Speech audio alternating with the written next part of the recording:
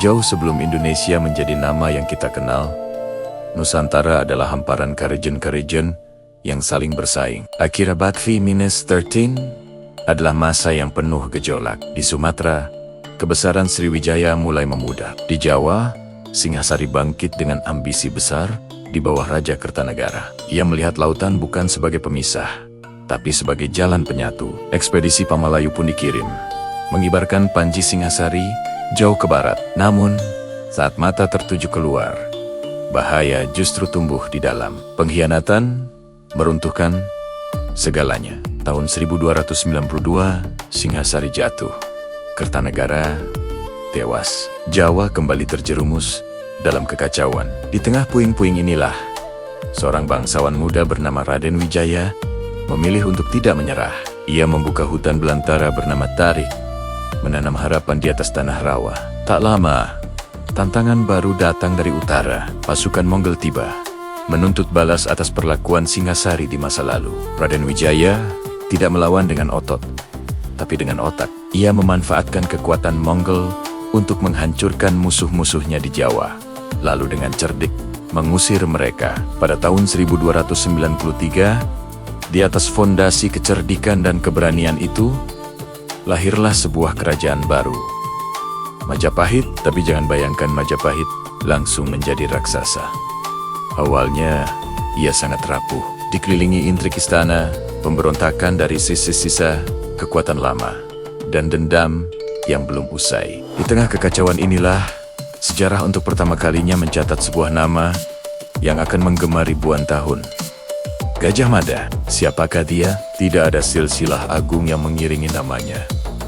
Tidak ada catatan masa kecil yang megah. Ia muncul begitu saja dari kalangan prajurit biasa. Ia meniti karier dari bawah menjadi komandan, lalu kepala pengawal raja yang setia. Namanya mulai bersinar terang saat pemberontakan Kuti mengguncang istana hingga ke jantungnya. Saat para bangsawan lain panik dan lari, Gajah Mada berdiri di garis depan. Ia tidak berpidato muluk-muluk.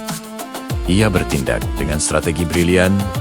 Ia menyembunyikan Raja Jayanegara di sebuah desa terpencil, lalu menyusun kekuatan untuk serangan balik. Istana berhasil direbut kembali, dan sang raja selamat. Sejak saat itu, Gajah Mada bukan lagi sekadar prajurit.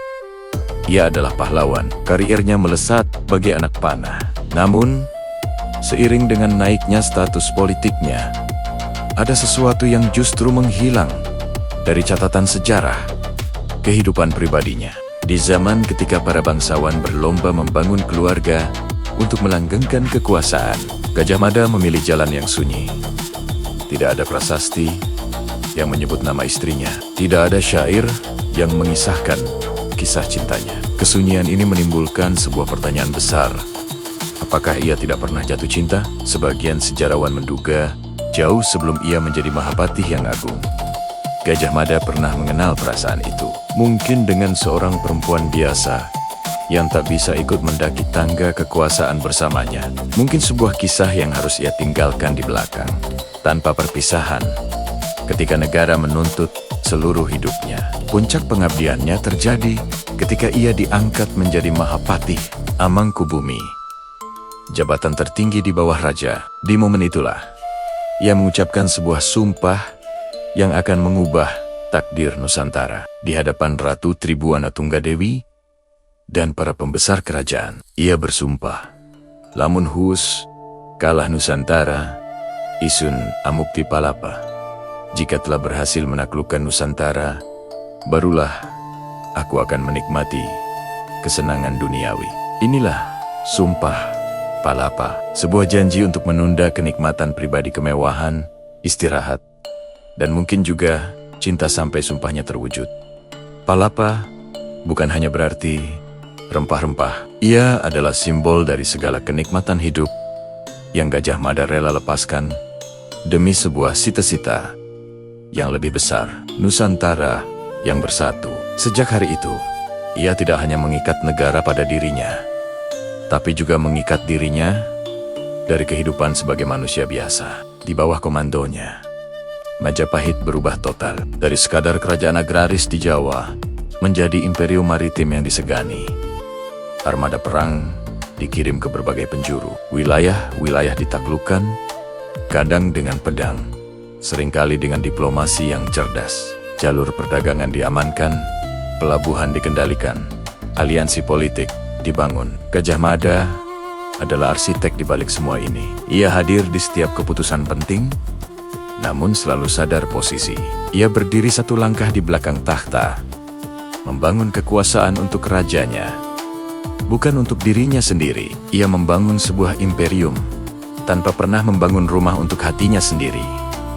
Tahun 1350, era keemasan Majapahit tiba. Hayam Wuruk, seorang raja muda yang cerdas dan berwibawa, naik takhta. Duet maut antara Hayam Wuruk yang karismatik dan Gajah Mada yang strategis membawa Majapahit ke puncak kejayaannya. Kitab Negara Kertagama mencatat puluhan negeri di seberang lautan yang tunduk di bawah panji gula kelapa, dari Sumatera hingga Maluku. Nusantara yang ia impikan hampir menjadi kenyataan. Namun di balik semua kemegahan itu, pada kekosongan yang tak terlihat. Gajah Mada hidup di pusat kemewahan istana. Tetapi, ia seperti tidak memiliki istana dalam hidupnya sendiri.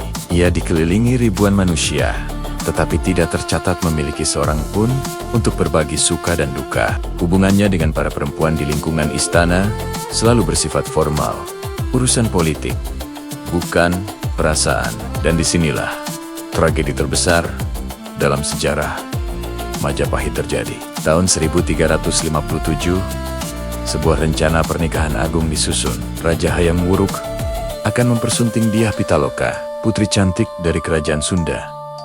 Pernikahan ini seharusnya menjadi jembatan cinta yang menyatukan dua kerajaan besar di tanah Jawa.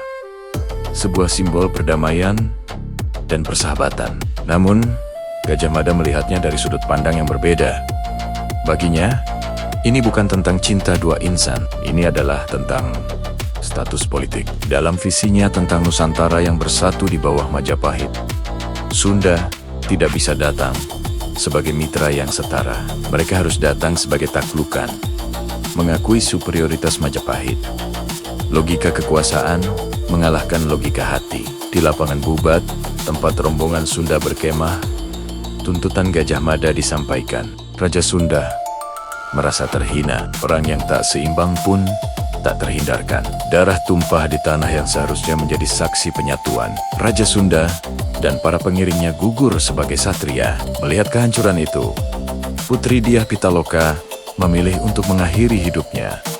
Daripada hidup dalam kehinaan, tragedi Bubat mengguncang Majapahit hingga ke pondasinya. Untuk pertama kalinya, keputusan Sang Mahapatih yang tak terbantahkan dipertanyakan secara terbuka. Banyak yang melihat ironi pahit di sana. Seorang pria yang telah mengorbankan cinta pribadinya demi negara, pada akhirnya justru menghancurkan kisah cinta orang lain atas nama negara yang sama. Sumpah palapa yang ia junjung tinggi justru menjadi penyebab tragedi yang memilukan. Setelah Perang Bubat, bintang Gajah Mada mulai meredup. Ia masih dihormati sebagai tokoh besar, tetapi pengaruhnya di pusat kekuasaan perlahan memudar. Ia seolah menarik diri, dibayangi oleh tragedi yang ia ciptakan sendiri. Sumpahnya mungkin telah terpenuhi. Nusantara telah dipersatukan di bawah Majapahit, tetapi harga yang harus dibayar ternyata terlalu mahal. Tahun 1364, Gajah Mada wafat. Sejarah mencatat akhir dari pengabdiannya, tapi tidak mencatat detail tentang akhir hidupnya. Ia pergi dalam kesunyian yang sama seperti saat ia memulai karirnya. Tidak ada keluarga yang meratapi kepergiannya. Tidak ada anak yang meneruskan namanya. Warisannya bukanlah garis keturunan, melainkan sebuah gagasan. Gagasan tentang Nusantara sebagai satu kesatuan. Sebuah mimpi yang ia wujudkan dengan mengorbankan seluruh kehidupan pribadinya. Ia berhasil menyatukan wilayah, tetapi dalam prosesnya ia mengorbankan dirinya sendiri. Dan mungkin itulah harga terbesar dari sebuah ambisi dan kekuasaan yang mutlak. Kisah Gajah Mada adalah pengingat abadi bahwa di balik setiap kejayaan besar, seringkali ada pengorbanan personal yang tak tercatat dalam buku sejarah. Terima kasih sudah menonton. Jangan lupa subscribe channel ini untuk kisah-kisah menarik lainnya. dari sejarah Nusantara. Sampai jumpa.